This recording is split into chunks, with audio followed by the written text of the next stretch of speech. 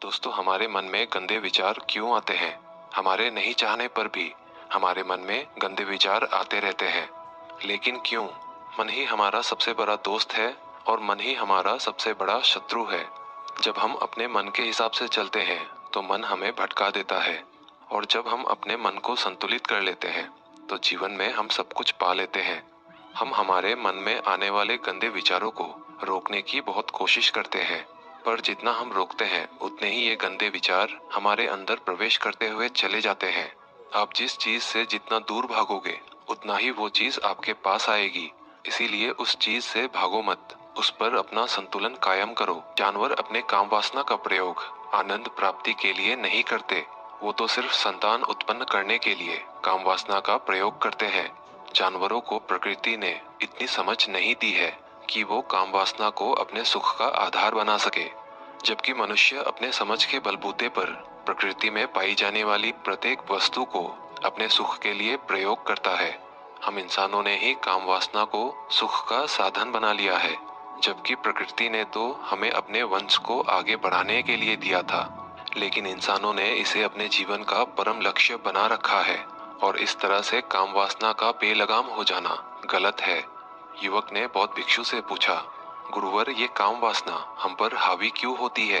क्यों ये बेलगाम हो जाती है? सुनो, अब मैं जो तुम्हें बताऊंगा उसे ध्यान पूर्वक सुनना। काम वासना का सारा खेल तुम्हें समझ आ जाएगा। तुम्हें तुम्हारे सारे सवालों का जवाब मिल जाएगा। बस तुम्हें ध्यान से सुनकर समझना है। एक बार की बात है, एक आश्रम में गुरु और उनके शिष्य रहा करते थे।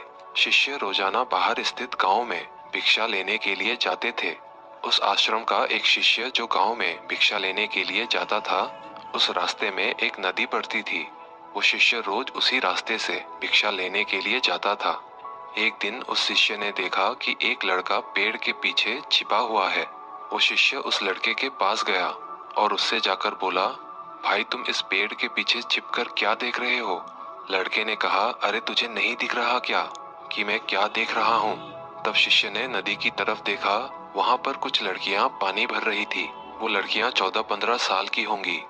तब शिष्य ने उस लड़के से कहा, अरे भाई, वहां पर तो लड़कियां पानी भर रही हैं, इसमें छिपकर देखने वाली क्या बात है? तब वो लड़का शिष्य की तरफ देखकर उससे कहता है, अरे पागल, तुम्हें दिखाई नहीं दे रहा क्या कि कैसे ये परियां नदी से पानी निकाल रही हैं? जरा उनकी अदाओं को तो देखो, कोई भी घायल हो जाए। उनके कोमल शरीर को देखो, उनकी पतली कमर मटके को उठाते समय बल खाती है, और उनके बाल उनके कमर पर कैसे लहरा रहे हैं, मानो सुंदरता बिखरी पड़ी हो। शिष्य ने फिर नदी की तरफ देखा और इस बार वो देखता ही रह गया। अभी तक तो उसे कुछ भी नजर नहीं आ रहा था और बिल्कुल निर्भय था। उसे किसी भी बात का कोई डर नहीं था। लेकिन अब वो छिपने लगा और उन लड़कियों को देखने लगा जैसे उसने कोई अपराध कर दिया हो। और जब वो शिष्य छिपकर देख रहा था, तभी वो अंदर से कांप गया और उसने कहा कि ये मैं क्या कर रहा हूँ? मैं जो कर रहा हूँ वो सही नहीं है। मुझे यहाँ से चले जाना चाहिए। और फिर वो जल्दी वहाँ से चला गया। वो आश्रम पहुँच जाता है। आश्रम पहुँचकर वो अपने कार्यों में लग जाता है। लेकिन जो वो अभी देखकर आया था, वही दृश्य उसके आंखों के सामने बार बार आ रहा था। उसका मन फिर से वही सब कुछ देखने के लिए लालायित हो रहा था। अब उसका किसी भी काम में मन नहीं लग रहा था। रोज सुबह होते ही वो जल्दी ही आश्रम से भिक्षा के लिए निकल जाता और उस नदी के पास वाले वृक्ष पर जाता जहाँ पर वो लड़का पहले से मौजूद रहता था। उसके साथ मिलकर लड़कियों को छुप छुप कर देखता था। अब वो शिष्य रोज ही ऐसा करने लग गया। ये उसका रोज का काम हो गया था। अब वो शिष्य का मन किसी भी काम में नहीं लगता था। वो हमेशा ही किसी न किसी प्रकार के विचार में उलझा रहता। वो आश्रम के कार्यों को भी सही तरीके से नहीं कर पा रहा था। ना वो ठीक से खाना खाता था, ना ही वो ठीक से सो पाता था। उसका मन बेचैन ही रहता था। उसका मन बार बार उन लड़कियों की सौंदर्य को देखने के लिए लालायित हो उठता था। जब गुरु शिक्षा देते तब भी उस शिष्य का मन कहीं और ही खोया रहता। गुरु ने अपने शिष्य की इन हरकतों को भांप लिया था। तब एक दिन गुरु ने शिष्य को अपने पास बुलाया और कहा कि आज से मैं भी तुम्हारे साथ भिक्षा मांगने चलूंगा।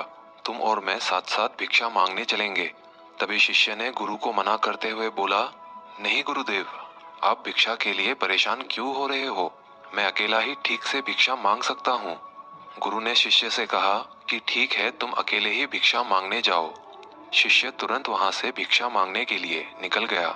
शिष्य के जाने के बाद गुरु भी आश्रम से निकल गए और उसका पीछा करने लगे कि वो कहाँ जाता है और किससे मिलता है। ये सब देखने के लिए उसके पीछे पीछे चलने लगे। थोड़ी दूर जाने के बाद गुरु ने देखा कि उनका शिष्य एक लड़के के साथ एक पेड़ के पीछे अपराधी की तरह छिपा हुआ है और छिपकर कुछ देख रहा था। गुरु भी अपने शिष्य के पीछे जाकर खड़े हो गए कि आखिर उनका शिष्य ऐसा क्या देख रहा है जिसे देखने के लिए वो पेड़ के पीछे अपराधियों की तरह छिपा हुआ है। गुरु ने देखा कि उनका शिष्य पेड़ के पीछे छिपकर लड़कियों को देख रहा था जो कि नदी से पानी भर रही थी। तभी गुरु ने शिष्य से कहा, शिष्य, क्या तुम इन लड़कियों से भिक्षा लोगे? अपने गुरु की ये बात सुनकर वो शिष्य एकदम घबरा गया और उसके पसीने छूटने लगे। वो थर थर कांपने लगा, जैसे किसी चोर को चोरी करते समय रंगे हाथों पकड़ लिया हो। वो शिष्य की हालत खराब हो गई। वो कुछ भी नहीं बोल पा रहा था। दूसरा लड़का जो उस शिष्य के साथ था वो वहां से भाग गया। शिष्य घबराया हुआ था। उसके मुंह से कुछ टूटे फूटे शब्द ही बाहर आ रहे थे। वो अपने गुरु से नजरें नहीं मिला पा रहा था। गुरु ने शिष्य की तरफ देखा और कहा कि मेरा शिष्य तो निर्भय था, उसे किसी भी बात का डर नहीं था, लेकिन ये क्या, तुम तो डर के मारे कांप रहे हो। शिष्य ने गुरु से कहा कि मुझे माफ कर दीजिए गुरुदेव, मेरा इसमें कोई दोष नहीं है। वो लड़का जो भाग गया उस लड़के ने ही मुझे बहका दिया था, लेकिन मैं आपसे वादा करता हूँ आज के बाद मैं ऐसा दोबारा नहीं करूँगा। मुझे माफ कर दीजिए गुरुदेव। गुरु ने शिष्य से कहा कि कोई बात नहीं, पर इस बात का ध्यान रखना कि हम जैसा संगति करते हैं वैसा ही फल हमें प्राप्त होता है। हम जैसी संगत में रहते हैं वैसे ही विचार हमारे अंदर प्रवेश करते हैं। इसीलिए अच्छी संगति करो जिससे तुम्हारे अंदर अच्छे विचारों का प्रवेश हो। फिर गुरु और शिष्य आश्रम लौट आए और शिष्य फिर से आश्रम के कार्यों पर ध्यान देने लगा। उसने उस रास्ते को छोड़ दिया और दूसरे रास्ते से जाने लगा। वो अपने काम को ध्यान से करता, लेकिन धीरे धीरे उसके अंदर क्रोध उत्पन्न होने लगा और फिर वो दूसरे शिष्यों पर क्रोध करने लगा। वो बेचैन रहने लग गया। अब वो सही समय पर भोजन भी नहीं करता था। एक रात गुरु उसके पास आए और उससे बोले कि अब तक तुमने कितनी बार अपना वादा तोड़ दिया।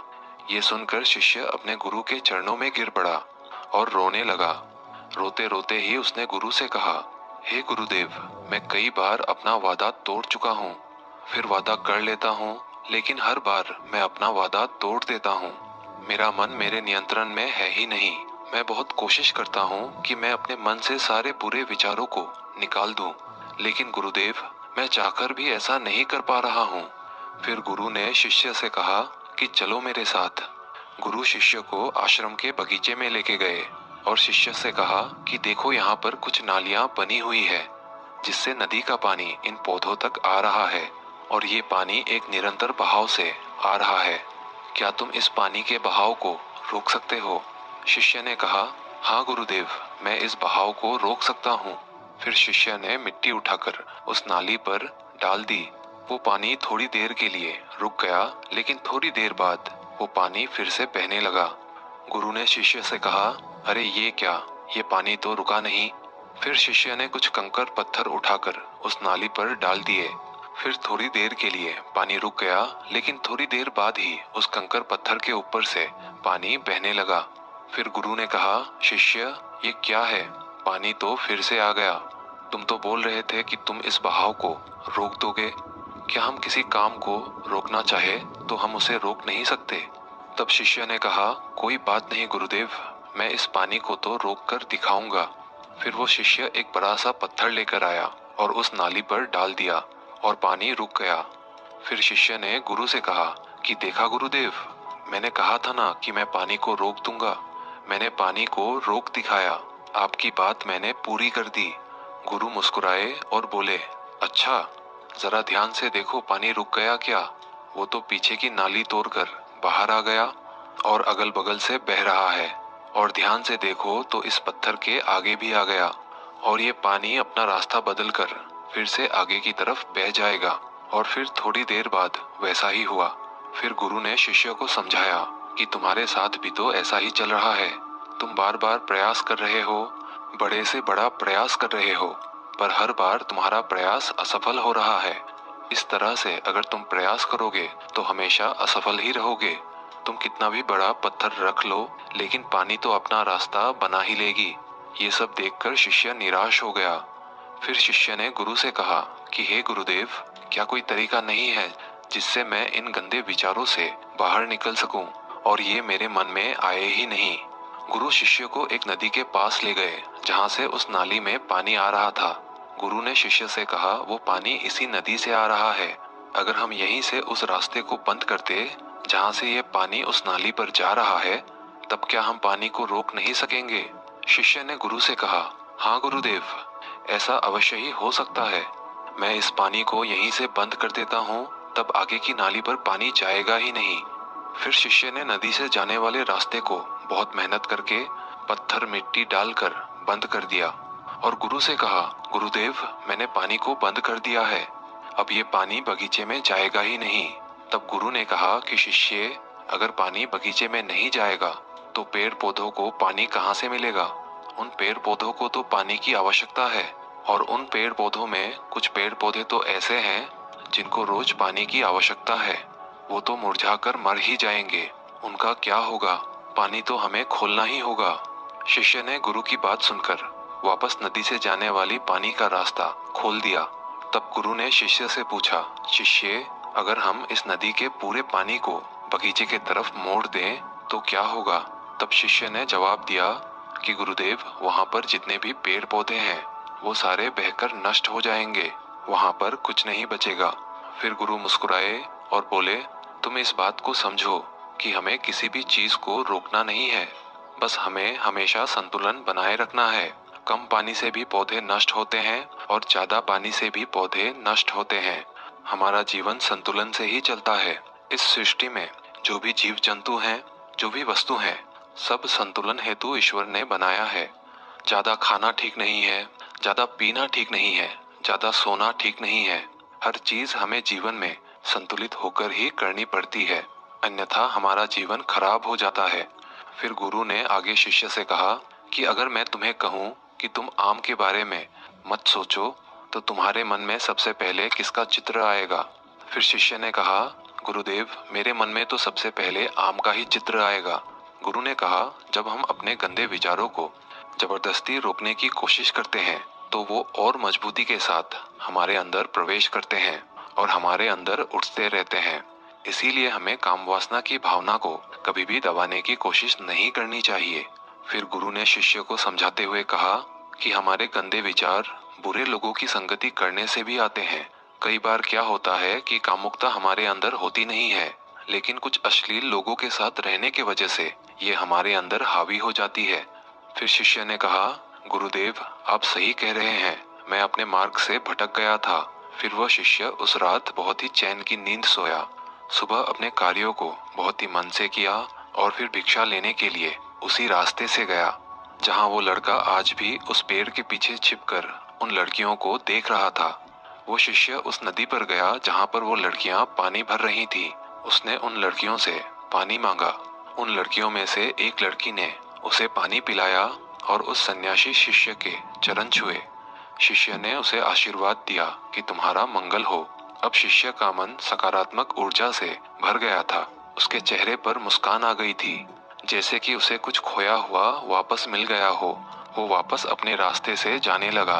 तभी पीछे से वो लड़का आ गया जो पेड़ के पीछे छिपा हुआ था। वो उस शिष्य के पास आया और बोला कि क्या बात है, आज तो तुमने नजदीक से दर्शन कर लिए, तुम तो मुझसे भी आगे निकले। तब शिष्य ने कहा कि हम हमेशा दूसरों के दर्शन करने में ही व्यस्त रहते हैं, अपने दर्शन कर ही नहीं पाते। तुम कब तक इस पेड़ के पीछे छिपते रहोगे? किसी को पसंद कर लो और उससे बोल दो, और अगर वो भी तुम्हें पसंद करती है तो उससे शादी कर लो, लेकिन उससे पहले कुछ बन जाओ, अपने आप को पहचान लो, ऐसे अपना समय बर्बाद मत करो। फिर वो लड़का रोज उस शिष्य से मिलने लगा और उस लड़के ने पेड़ के पीछे छिपकर लड़कियों को देखना छोड़ दिया। और फिर वो लड़का अपने जीवन में कुछ बनने के लिए संघर्ष करने लगा। तो तुमने देखा संगति का असर क्या होता है। अपनी संगति बदलो, अपने विचार बदलो। बौद्ध भिक्षु ने युवक से पूछा, क्या तुम्हें अपने सारे सवालों का जवाब मिल गया? तब युवक ने कहा, जी हाँ गुरुदेव। फिर बौद्ध भिक्षु ने कहा, जब तुम्हारे मन में गंदे विचार आए तो अपने आप को दोषी मत मानो। ये शरीर है और ये शरीर की एक मांग है। इस मांग को संतुलित होकर पूरा करो। जीवन में संतुलन एक ऐसी शक्ति है, एक ऐसी ऊर्जा है जिसका तुम्हें इस्तेमाल करना है। तुम एक जीवित ऊर्जा हो जो कुछ भी अनुभव करने के लिए स्वतंत्र है, जो निर्माण करने के लिए स्वतंत्र है। दोस्तों, आशा करते हैं आपने इस कहानी से जरूर कुछ मूल्यवान सीखा होगा। अगर ये कहानी आपको अच्छी लगी तो वीडियो को एक लाइक और चैनल को सब्सक्राइब कर ही लीजिएगा। मिलते हैं अगले वीडियो में, तब तक के लिए धन्यवाद।